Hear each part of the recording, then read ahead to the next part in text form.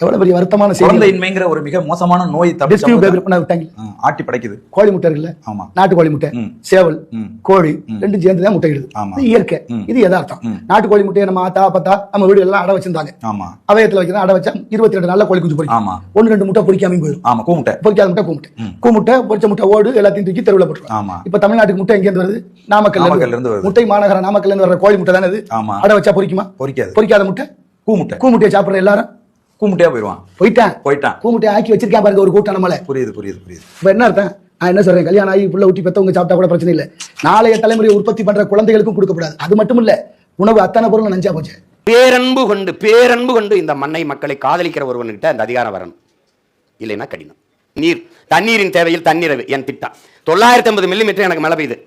4000 TMC. தென் மாநிலங்கள் அதிக மழை பொழிவை பெறுகிற மாநிலம் நான் தான். ஆனா நான் 750 TMC தண்ணீரை பெற கேரளாவில், கர்நாடகாவில் 150 TMCக்கு கையேந்திரது தன்மான இழப்புன்னு நினைக்கிறேன். 1500 பயன்படுத்திட்டு மீதியை கொண்டு போய் நான் கடல்ல விடுறேன். அதில் கூட ஒரு 1000 TMC சேர்க்க ஆரம்பிச்சிட்டேன்னா நான் எவன்ட்டையும் கையேந்திரல. தண்ணீரின் தேவையில் நீர் வந்துச்சா தண்ணீர் விற்பனைக்கு கிடையாது. அது முதலாளிகளை லாபம் ஈட்டுகிற பண்டம் அல்லது உலக உயிர்களின் உயிர் தேவை தடை. தூய குடிநீரை நானே கொடுத்துருவேன். தவிச்ச வாய்க்கு தண்ணி தர முடியல தன் நாட்டு குடிகளுக்குன்னா அந்த அரசு இருந்தான்னா செத்தான. ஆடு மாடு வளர்த்தல், நெசவு செய்தல், பட்டுப்பூச்சி வளர்த்தல், மீன் வளர்த்தல், நாட்டுக்கோழி வளர்த்தல், வேளாண்மை செய்தல் அரசு பணி. அவனவன் வாழ்விடத்திலே வேலை, அரசு வேலை. நீ அங்கே இரு. அப்புறம் என்ன இருக்கு? வயிறு. அப்ப என்ன செய்யறேன்னா நானே வேளாண்மை செஞ்சிடறேன். பசிங்கிற சொல்லு இல்லாம ஒழிச்சிடறேன். வேளாண்மை அரசு பணி.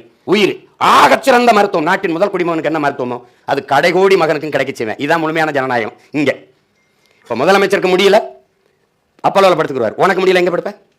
வாடகை கட்டி நேர சுடரில் போய் படுப்பேன். அதை மாற்றணும்னு நினைக்கிறேன். உயிருக்கு அப்புறம் என்ன இருக்கு? அறிவு, கல்வி.